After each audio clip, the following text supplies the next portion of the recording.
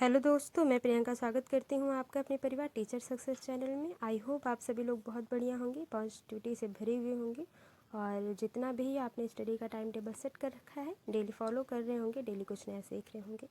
तो जैसा कि आप लोगों ने थंबनेल में देखा कि आज हम लोग जुलाई 2024 में जो सीटेट का एग्ज़ाम हुआ था उसके बारे में बात करेंगे और सीटेट के बाद आपकी आगे की रणनीति क्या होगी इसके बारे में पहले भी बात कर चुके हैं और आज भी कुछ बातें इससे रिलेटेड होंगी। जैसा कि आप लोग देख रहे हैं कि बहुत सारी भर्तियां जो आपको देखने को मिल रही हैं, चाहे वो झारखंड की हों, बिहार की हों ना, तो उस पर चर्चाएं होंगी। आंसर की तो कब की आ गई है, आपने आई होप आपने मिला लिया होगा और इससे रिजल्ट कब तक आएगा इसके बारे में भी बात करेंगे और आगे की रणनीति क्या होनी चाहिए और या 2 से 3 नंबर बढ़ेंगे या क्या होगा, या आंसर की के साथ क्या जो समस्या आ रही है। आपने देखा होगा जब आपने मैचिंग की होगी तो हाँ, कुछ लोग ऐसे होंगे जिन्होंने मैचिंग नहीं की होगी जिन्होंने रिजल्ट का ही सीधे इंतज़ार करना है ना, तो उसके बारे में समस्या जो है उसके बारे में भी हम लोग बात करेंगे। तो यहाँ से आप लोग देख सकते हैं कि पेपर 1 आंसर की पेपर 2 डाउनलोड कर सकते हैं सीधे। और बात करें आगे की क्या है आंसर की के बारे में पहले हम लोग बात कर लेते हैं आंसर की के बारे में। अगर हम बात करें आंसर की के बारे में तो आपने देखा होगा जब भी आप मैच कर रहे होंगे, चाहे वो पेपर 1 का हो या पेपर 2 का हो, ठीक है, पेपर 1 का हो या पेपर 2 का हो, आपने देखा होगा कि कुछ ऑप्शंस में ZE करके जो है चीज़ों को दिया गया है ना, कि ऑप्शंस को क्लेरिफाई नहीं किया गया है। तो इसमें से तो एक बात ये है कि एक में ये आयोग ने माना है कि जो क्वेश्चन है, मान लीजिए उनके जो 4 ऑप्शंस हैं, इन ऑप्शंस में 2 सही हैं, ठीक है, ये बात ठीक है। एक ये बात हो सकती है कि अब ये दोनों सही हैं इसलिए इसको कॉमन नंबर दिया जाएगा। एक ये बात है। दूसरी बात ये है कि 4 ऑप्शंस हैं, इन ऑप्शंस में कन्फ्यूजन है कि क्या सही होना चाहिए ना। एक तो एग्जैक्ट ये है कि क्या सही है, दोनों सही हैं तो उनमें तो कॉमन नंबर सबको मिलेंगे, ठीक है।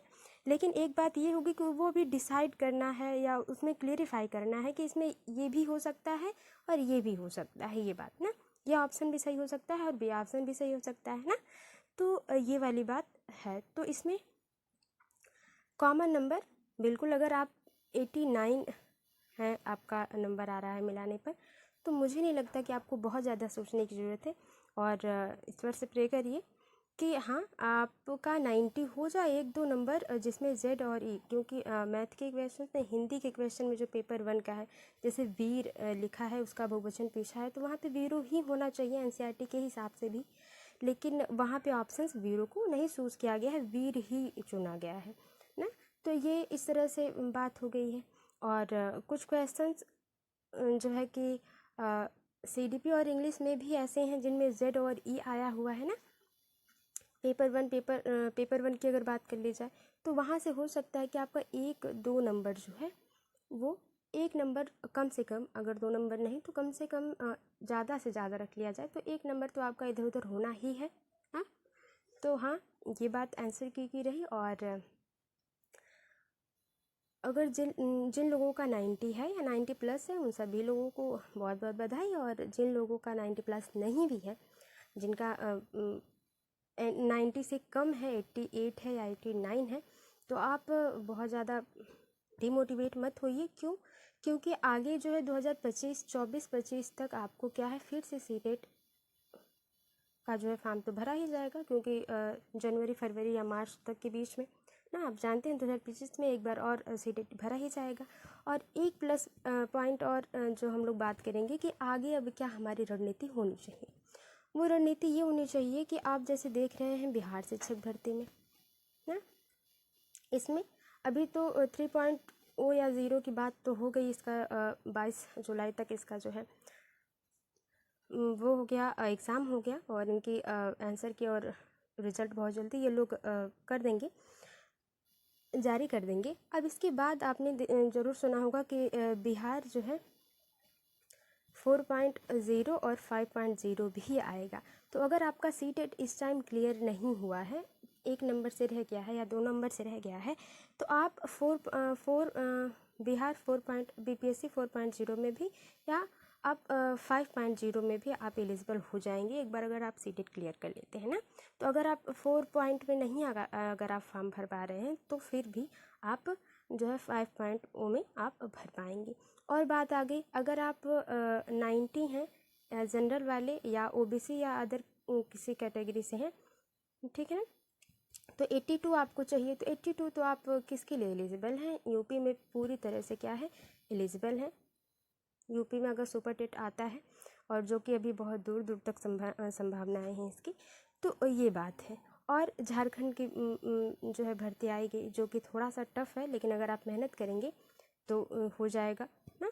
और DSSB ये भी पूरे जोर शोर से है, ये भी आपका एक ऑप्शन है। तो कई मौके हैं आपको, अगर आप सीटेट क्लियर कर चुके हैं या एक आध नंबर से रह भी जाता है तो भी अगली बार आपको बिहार की वैकेंसी मिलेगी और कुछ राज्यों की वैकेंसी जो है आपको लगातार मिलेगी ना।